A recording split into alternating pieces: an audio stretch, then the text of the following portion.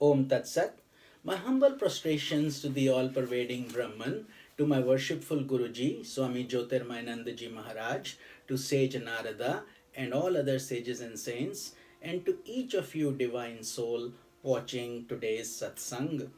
Today we will be starting Sutra number 26 from the chapter number 2 of the Narada Bhakti Sutras, and it is about the glory of supreme devotion.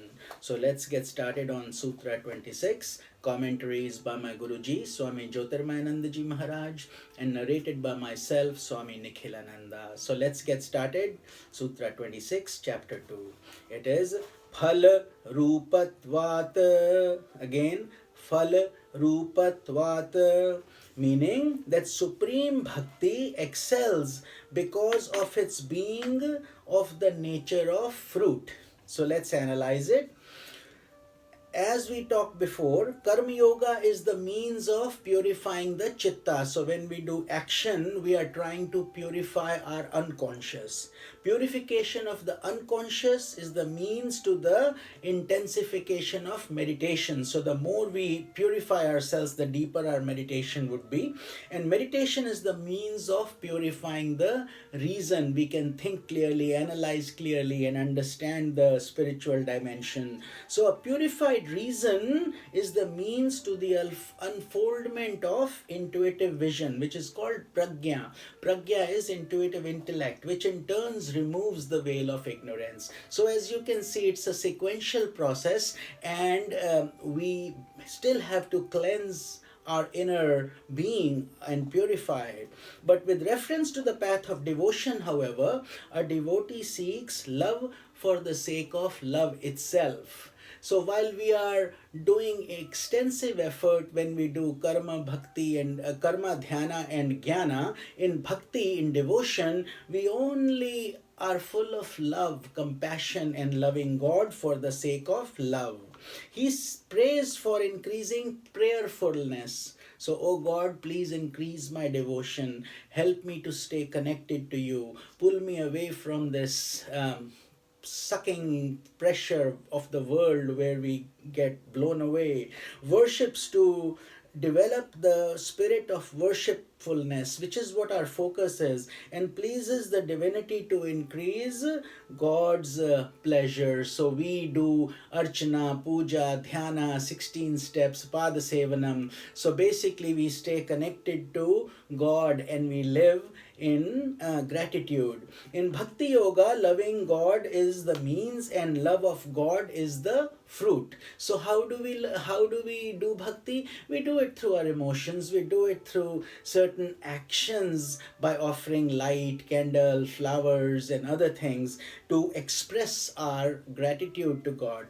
And the fruit is God's love that we feel within our hearts. Further, supreme devotion is the goal of all yogic movements. So whether we are doing karma yoga, bhakti, dhyana, or jnana, in the end we have to feel compassion and love. We have to cry tears of bhakti, devotion, emotion. If that is not happening, then we are just intellectually smart, but we are not emotionally evolving. And that is where Narada, sage Narada, is coming. So he says, since it is the fruit of the four-branch tree of yoga, so like you have a trunk, you have branches, you have leaves, and then you have the fruit.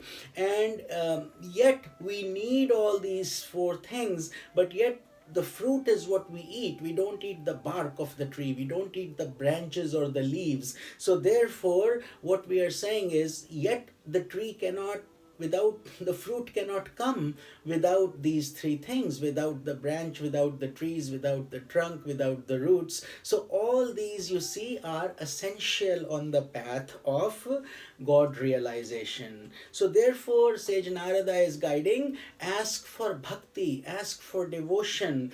Do not ask for small worldly transient pleasures of the world or small little things, because human life, as we always say, is highly a huge blessing and it's very rare. So therefore, if we ask for bhakti, para bhakti, then we are asking for the highest, and therefore But another thing that sage is trying to guide us here is that every fruit is perishable. So in this aspect, Narada ji wants us to realize that this is of the nature of the fruit, just because that's the language we will understand. But this fruit is not perishable. Once we get para bhakti, it goes on expanding. So it is the revelation of the supreme love of God who is ever existent. So God is Satchit Ananda, existence, knowledge, bliss, absolute. So just as one may consider the dispersal of clouds as the means of the shining of the moon. So that if the moon is covered by the clouds, we don't see it, and when the clouds move away, we see it shines brighter and we see it clearly. Yet the clouds were not the cause of the moon. Moon is already there, we just needed the clouds to move away. Similarly, supreme devotion is described as the fruit and an end to attaining by adopting the means of secondary devotion. So when we do Gauna Bhakti, initial steps, that will slowly take us to the higher levels. And every doctor was once in kindergarten, isn't it? So that is how we grow. We all have to go through the initial steps and then go higher and higher. Much in the same manner, we go through these integral yoga aspects, and we start with the Gauna Bhakti, which is the initial steps, and then with God's grace and our self effort, it turns into Para Bhakti or supreme devotion. So that was the essence of Sutra number 26, and we will start Sutra number 27 tomorrow. This is Swami Nikhilananda. Om Tat Sat.